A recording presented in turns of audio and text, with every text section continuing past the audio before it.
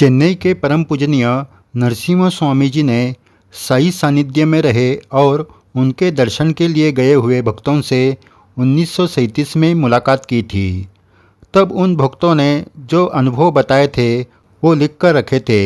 उसमें से कोल्हापुर में रहने वाले विनायक दाजी भावे इनके अनुभव आपको बताते हैं। श्री भावे जी को बाबा का प्रत्यक्ष दर्शन नहीं मिला, लेकिन उनकी माँ उनके दर्शन के लिए गई थी। फिर भी भावे जी को बाबा के अनुभव आए थे। श्री भावे जी ने कहा, मैं 1932 में 12 रुपये पगार पर कारकुन का काम कर रहा था। मैं अपने आध्यात्मिक उन्नति के लिए गुरु ढूंढ रहा था। इसलिए मैं 13 अप्रैल 1932 से एक महीना तक गुरु गीता पढ़ी। इस गुरु गीता पठन के दौरान मुझे कोई गुरु नहीं मिला, इसलिए मैं निराश होकर एक दत्त मंदिर में दर्शन के लिए चला गया। श्री दत्त गुरु का दर्शन करते वक्त मुझे दत्त मूर्ति के जगह आयताकार समाधि दिखने लगी। मुझे समझ में नहीं आया कि ये समाधि किसकी है। दूसरे दिन मेरे मित्र के पास उसे मैं मिलने गया। उसके पास अन्ना साहब दाभोलकर लिखित श्री साई चरित्र मैंने देखा। वो किसका ग्रंथ है ये देखने के लिए उसे खोलकर पन्ने देखने लगा तो एक पन्ने पर मुझे साई समाधि का फोटो दिखा। मैं चौंक गया क्योंकि वही समाधि मुझे दत्त मंदिर में नज़र आई थी। इसलिए मैं समझ गया कि श्री साई बाबा ही मेरे गुरु है। फिर मैंने मित्र के पास से उदी ली और श्री साई बाबा के बारे में जो किताबें मिली वो पढ़ने लगा। लेकिन मेरे मन में आया कि समाधि अपनी गुरु कैसे होगी।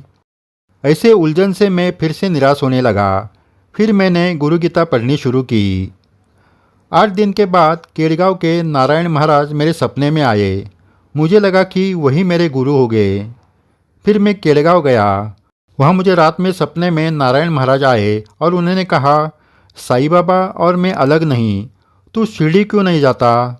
फिर कुछ दिनों बाद मैं शिरडी गया और बाबा को ही गुरु मानने लगा। 1933 को मेरे बेटे को प्लेग के महामारी ने जकड़ लिया था, लेकिन साईं बाबा के उदी से वो ठीक हो गया।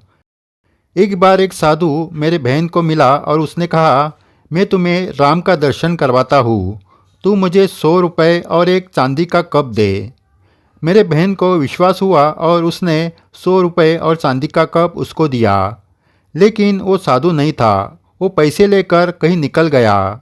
मेरी बहन निराश हो गई। उसने श्री साईं बाबा को प्रार्थना की, बाबा अगर वो 100 रुपये और चांदी का कप मिला तो मैं शिरडी संस्थान को अर्पण करूंगी।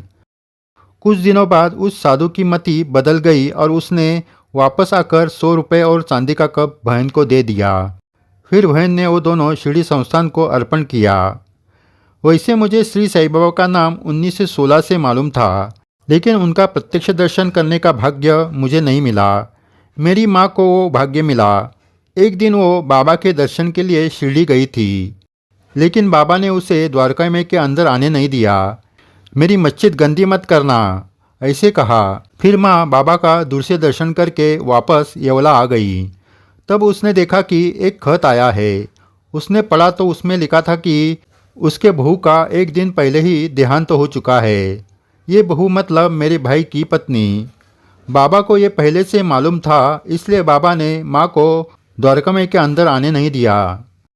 इस तरह भावे जी ने अपने अनुभव बताए। इस अनुभव में 2 बातें हमें स्पष्ट रूप से बाबा ने दिखाई है। पहले हम भावे जी के माँ को द्वारका में आने से बाबा ने क्यों रोका, इस पर विचार करेंगे।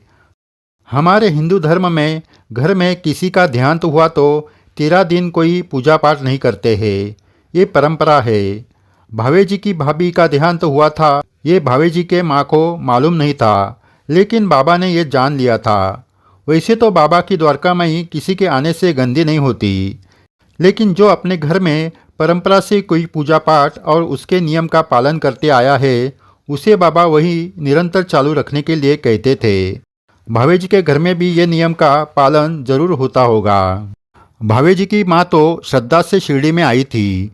अगर बाबा ने उन्हें रोका नहीं होता तो वो द्वारका में के अंदर आकर बाबा के पैर छूकर दर्शन करती थी।